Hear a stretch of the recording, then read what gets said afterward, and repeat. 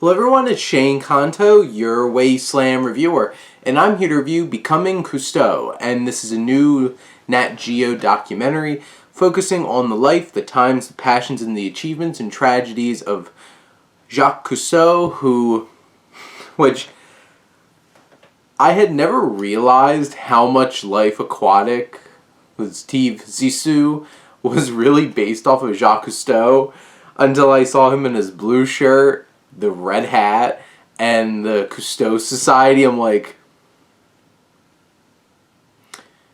it really is almost 100% just like this is supposed to be, which I found extremely amusing.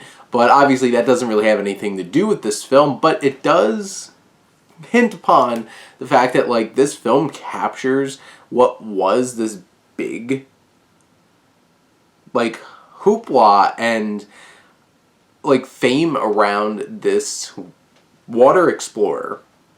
And he was an explorer and environmentalist. You had all this archival footage of all the different things that he did under the sea, and I think it would be really cool to like check out a lot of that kinds of stuff, but like this documentary does a really fine job of capturing all those achievements that Cousteau was able to do. And you also got to see an evolution of what he did. Because like originally it was just like having fun out in the ocean, and how it kind of morphed into this environmental perspective and like all the different kinds of things that he represented. Like there's one part it's like, will we ever be able to live completely under the sea? And it's just like, maybe we should do a better job of creating a better society up on Earth, on the land first.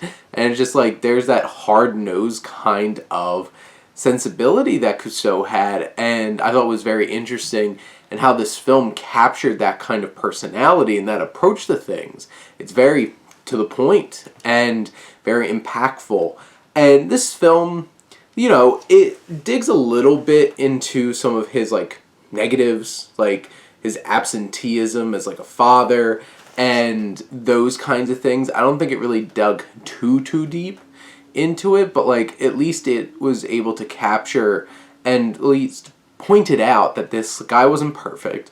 And that's one of the most frustrating things, is when you just get this obnoxious like positive portrait of somebody in a documentary and oversimplify a complex human being, because we are all complex and have our flaws. Cousteau had his flaws, but this documentary, you know, pointed a little light at some of those things and tried to create a well-rounded approach to his life and his perspectives.